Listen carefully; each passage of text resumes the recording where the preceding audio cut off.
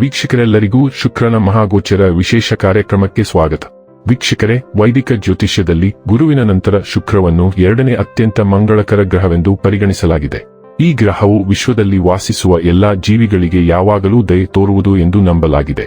ನವಗ್ರಹಗಳಲ್ಲಿ ಒಂದಾದ ಶುಕ್ರನನ್ನು ಅದೃಷ್ಟದ ಗ್ರಹ ಕರೆಯಲಾಗುತ್ತದೆ. ಜನ್ಮ ಕುಂಡಲಿಯಲ್ಲಿನ ಪ್ರೇಮ ಸಂಬಂಧಗಳ ಲೆಕ್ಕಾಚಾರ ಮಾಡುವಾಗ ಈ ಗ್ರಹವನ್ನು ಪರಿಗಣನೆಗೆ ತೆಗೆದುಕೊಳ್ಳಲಾಗುವುದು. ಆದ್ದರಿಂದ ಶುಕ್ರ ಸಂಚಾರ ಜ್ಯೋತಿಷ್ಯದಲ್ಲಿ ಪ್ರಾಮುಖ್ಯತೆ ಪಡೆದಿದೆ. ಶುಕ್ರವು ಆನಂದ ಮತ್ತು ಸೌಂದರ್ಯದ ಆಕರ್ಷಣೀಯ ಗ್ರಹವಾಗಿದೆ. ವೈದಿಕ ಜ್ಯೋತಿಷ್ಯ ಶಾಸ್ತ್ರದ ಪ್ರಕಾರ ಯಾವುದೇ ವ್ಯಕ್ತಿಯು ತನ್ನ ಜಾತಕದಲ್ಲಿ ಶುಕ್ರನ ಬಲವಾದ ಸ್ಥಾನವನ್ನು ಹೊಂದಿದ್ದಾನೆ, ಅವನ ಅಥವಾ ಅವಳ ಜೀವನದಲ್ಲಿ ಎಲ್ಲಾ ರೀತಿಯ ಐಷಾರಾಮಿ ಮತ್ತು ಭೌತಿಕ ವಸ್ತುಗಳ ಸಂತೋಷಗಳನ್ನು ಅನುಭವಿಸುತ್ತಾನೆ ಮತ್ತು ಪಡೆಯುತ್ತಾನೆ. ಆದರೆ ಜಾತಕದಲ್ಲಿ ಶುಕ್ರನ ದುರ್ಬಲ ಸ್ಥಾನವು ಪ್ರೇಮ ಸಂಬಂಧಗಳಲ್ಲಿ ವೈಫಲ್ಯ, ವೈವಾಹಿಕ ಜೀವನದಲ್ಲಿ ಅಪಶ್ರುತಿ, ಕಣ್ಣುಗಳಿಗೆ ಸಂಬಂಧಿಸಿದ ಸಮಸ್ಯೆಗಳನ್ನು ಮಾತ್ರ ನೀಡುತ್ತದೆ. ಜ್ಯೋತಿಷ್ಯ ಶಾಸ್ತ್ರದ ಪ್ರಕಾರ ಶುಕ್ರ ಗ್ರಹವು ಇದೇ ವರ್ಷ 2026 ಜುಲೈ ತಿಂಗಳಿನ 4ನೇ ತಾರೀಕಿನ ದಿನ ಸಂಜೆಯ 7:18 ಸಿಂಹ ರಾಶಿಯನ್ನು ಪ್ರವೇಶಿಸುತ್ತಾನೆ. ಶುಕ್ರನು ಆಗಸ್ಟ್ ತಿಂಗಳಿನ 1ನೇ ತಾರೀಕಿನವರೆಗೆ ಸಿಂಹ ರಾಶಿಯಲ್ಲಿ ಇರುತ್ತಾನೆ. ಸಿಂಹ ರಾಶಿಯಲ್ಲಿ ಶುಕ್ರನ ಆಗಮನದಿಂದ ಆತ್ಮವಿಶ್ವಾಸ, ಆಕರ್ಷಣೆ, ರೊಮ್ಯಾನ್ಸ್ ಮತ್ತು ಜೀವನದಲ್ಲಿ ಉತ್ತಮ ಸಂತೋಷವನ್ನು ಹೊಂದಲು ಸಾಧ್ಯವಾಗುವುದು. ಶುಕ್ರನ ಈ ರಾಶಿ ಬದಲಾವಣೆಯಿಂದಾಗಿ ಕೆಲವು ರಾಶಿಗಳಿಗೆ ಸೇರಿದ ಜನರ ತಮ್ಮ ಭಾವನೆಗಳನ್ನು ಎಲ್ಲರೊಂದಿಗೆ ಹಂಚಿಕೊಳ್ಳಬಹುದು. ಹಾಗೆ ಸಂಬಂಧಗಳು ಬಲಗೊಳ್ಳಲಿದೆ ಮತ್ತು ನೀವು ಈ ಸಂದರ್ಭದಲ್ಲಿ ಯಶಸ್ಸು ಗಳಿಸಲು ಸಾಧ್ಯವಾಗುವುದು. ಸಿಂಹ ರಾಶಿಯ ಅಧಿಪತಿ ಸೂರ್ಯ ದೇವನಾಗಿದ್ದಾನೆ ಮತ್ತು ಶುಕ್ರನು ಈ ರಾಶಿಯಲ್ಲಿ ಚಲಿಸುವ ಮೂಲಕ ಜೀವನದಲ್ಲಿ ಆಕರ್ಷಣೆ ಇನ್ನಷ್ಟು ಹೆಚ್ಚಾಗುವುದು. ಈ ಸಮಯದಲ್ಲಿ ಪ್ರೀತಿ, ರಚನಾತ್ಮಕತೆ, ಕೆಲಸ, ವ್ಯಾಪಾರ, ವ್ಯವಹಾರದಲ್ಲಿ ವೃದ್ಧಿ, ಮನೋರಂಜನೆ, ಆರ್ಥಿಕವಾಗಿ ಪ್ರಗತಿ ಇತ್ಯಾದಿ ಶುಭ ಫಲಿತಾಂಶಗಳು ದೊರಕಬಹುದು.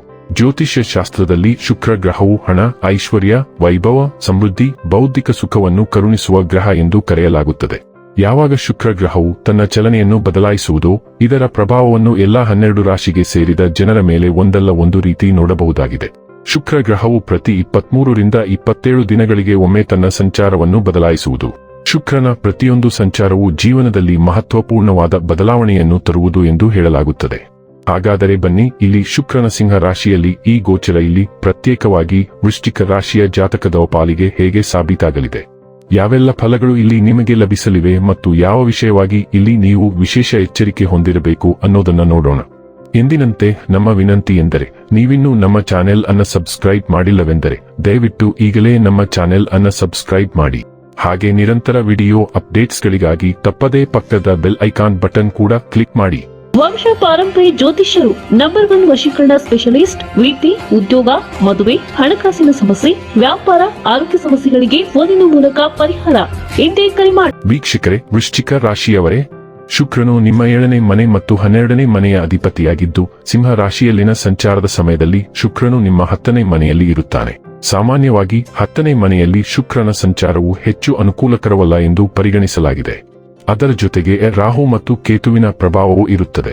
ಆದಾಗ್ಯೂ ಇಲ್ಲಿ ಸಕಾರಾತ್ಮಕ ಅಂಶವೆಂದರೆ ನಿಮ್ಮ ಲಗ್ನದ ಅಧಿಪತಿ ಮಂಗಳನು ಶುಕ್ರನನ್ನು ನೋಡುತ್ತಾನೆ. ಈ ಕಾರಣದಿಂದಾಗಿ ನಿಮ್ಮ ಸ್ವಂತ ಪ್ರಯತ್ನಗಳು ಮತ್ತು ದೃಢ ಸಂಕಲ್ಪದ ಮೂಲಕ ನೀವು ಕೆಲವು ಕ್ಷೇತ್ರಗಳಲ್ಲಿ ಉತ್ತಮ ಫಲಿತಾಂಶಗಳನ್ನು ಸಾಧಿಸಲು ಸಾಧ್ಯವಾಗಬಹುದು. ವೈಯಕ್ತಿಕವಾಗಿ 10ನೇ ಮನೆಯಲ್ಲಿ ಶುಕ್ರನನ್ನು ಹೆಚ್ಚು ಪ್ರಯೋಜನಕಾರಿ ಎಂದು ಪರಿಗಣಿಸಲಾಗುವುದಿಲ್ಲ. ಇದು ಹೆಚ್ಚಾಗಿ ಕೆಲಸದಲ್ಲಿ ಘರ್ಷಣೆಗಳು, ಅಡೆತಡೆಗಳು ಮತ್ತು ಅಡಚಣೆಗಳೊಂದಿಗೆ ಸಂಬಂಧಿಸಿದೆ. ಸಂಚಾರ ತತ್ವಗಳ ಪ್ರಕಾರ ಶುಕ್ರನ ಈ ಸ್ಥಾನವು ಕೆಲವು ಕಾರ್ಯಗಳಲ್ಲಿ ಹಿನ್ನಡೆ ಅಥವಾ ವಿಳಂಬವನ್ನು ತರಬಹುದು. ಹೆಚ್ಚುವರಿಯಾಗಿ ಸಿಂಹ ರಾಶಿಯಲ್ಲಿ ಶುಕ್ರ ಸಂಚಾರವು ಸರ್ಕಾರಿ ಅಥವಾ ಆಡಳಿತಾತ್ಮಕ ಕೆಲಸಗಳಿಗೆ ಸಂಬಂಧಿಸಿದ ವಿಷಯಗಳಲ್ಲಿ ಅಡೆತಡೆಗಳನ್ನು ಸೃಷ್ಟಿಸುತ್ತದೆ ಎಂದು ಹೇಳಲಾಗುತ್ತದೆ. ಆದಾಗ್ಯೂ ತಾಂತ್ರಿಕ ದೃಷ್ಟಿಕೋನದಿಂದ 10ನೇ ಮನೆಯಲ್ಲಿ 7ನೇ ಅಧಿಪತಿಯ ಸ್ಥಾನವು ಶ್ರಮಶೀಲ ವ್ಯಕ್ತಿಗಳಿಗೆ ಉತ್ತಮ ಫಲಿತಾಂಶಗಳನ್ನು ತರಬಹುದು. ಇದಲ್ಲದೆ ನಿಮ್ಮ ಲಗ್ನ ಅಧಿಪತಿ ಮಂಗಳ ಕೂಡ ಶುಕ್ರನ ದೃಷ್ಟಿಯಲ್ಲಿರುತ್ತಾರೆ. ಇದು ನಿಮ್ಮ ಕೆಲಸದಲ್ಲಿ ಸವಾಲುಗಳಿದ್ದರೂ ಸಹ ನೀವು ಅವುಗಳನ್ನು ಕೌಶಲ್ಯದಿಂದ ನಿಭಾಯಿಸಲು ಮತ್ತು ಯಶಸ್ಸನ್ನು ಸಾಧಿಸಲು ಸಾಧ್ಯವಾಗುತ್ತದೆ ಎಂದು ಸೂಚಿಸುತ್ತದೆ.